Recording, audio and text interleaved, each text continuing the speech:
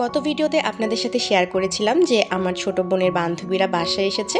তো আজকে হচ্ছে দ্বিতীয় দিন, আর আজকে হচ্ছে ওরা একটু ঘোরাঘুরি করবে। গতকালকে আসতে আসতে আসলে একদম সন্ধ্যায় হয়ে গিয়েছিল, তো ওরা ঘোরাঘুরির কোনো সুযোগ পায়নি। আজকে একদম সকাল সকালই বের হয়ে পড়বে, মানে সকালের হচ্ছে নাস্তাটা করেই ওরা বের হয়ে পড়বে। আবার আজকেই ওদেরকে ব্যাক করতে হবে, মানে হাতে তেমন সময় নেই। তো আম্মু হচ্ছে এখানে ওদের নাস্তাটা রেডি করে দিল, আর আমি হচ্ছে এখন ওদের প্লেটটা রেডি করে নিচ্ছি। তো ওদের জন্য হচ্ছে পরোটা, তারপরে ভাজি, আর সাথে হচ্ছে ডিম ভাজা করা হয়েছে। এই সব কিছুই হচ্ছে আমার বোনের পছন্দের, ও আগের থেকে বলে রেখেছে যে এগুলোই খাবে। তো ওরা হচ্ছে নাস্তা করে বের হয়ে পড়েছে, আর আম্মু হচ্ছে এদিকে রান্নাবান্নার প্রিপারেশন নিচ্ছে। তো দেশি মুরগি রান্না করবে আম্মু। তো আম্মু মুরগিটাকে কেটে কুটে পরিষ্কার করে নিল, আর যখন রান্না করতে যাবে তখন দেখে যে মশলাই বাটা নেই।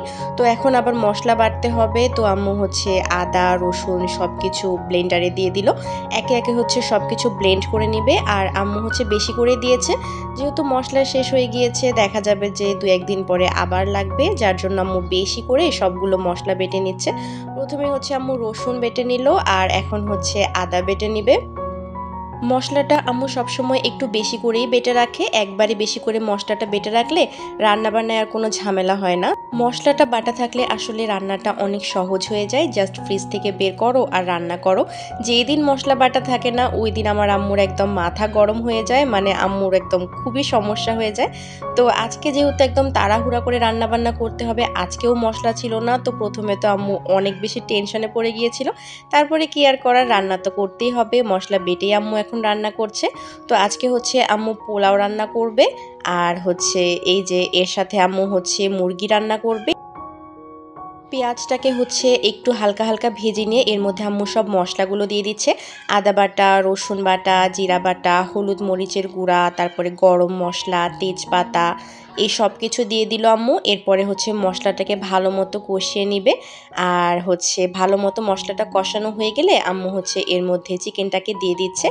আম্মুর রান্নাবান্না এখনও শেষই হয়নি, আর আমার বোনেরা হচ্ছে চলে এসেছে, মানে আমার বোন আর ওর বান্ধবীরা, ওরা একদম তাড়াতাড়ি করে ঘোরাঘুরি করে চলে আসছে, যেহেতু ওদেরকে আবার আজকেই যেতে হবে বাসায় এসে খাওয়া দাওয়া করে জিনিসপত্র গুছিয়ে তারপরে যেতে হবে। তো ওরাও কিন্তু খুব একটা ঘোরাঘুরির টাইম পায়নি, তাড়াহুড়া করলে যেটা হয় আর কি। চিকেনটা যখন প্রায় হয়ে উঠেছে তখন আম্মু এর উপর দিয়ে হচ্ছে আম্মুর স্পেশাল মশলাটা দিয়ে দিল। সব রান্নাবান্না শেষ, আজকে তেমন কিছু রান্না করা হয়নি, জাস্ট সিম্পল খাবার, মানে খুব বেশি কিছু আয়োজন করা হয়নি, হাতে একদমই সময় ছিল না, তার উপরে ঝটপট তাড়াতাড়ি যেটা যেটা করা গিয়েছে আর কি। তো এই যে সব কিছু হচ্ছে রেডি, ওরা জাস্ট এখন খাওয়া দাওয়া করেই বের হয়ে পড়বে, মানে রেস্ট করার মতো কোনো টাইম নেই। তো এইদিকে হচ্ছে আমি আমার প্লেটটাও রেডি করে নিচ্ছি, আর হচ্ছে আম্মু আমাকে তরকারি উঠিয়ে দিচ্ছে।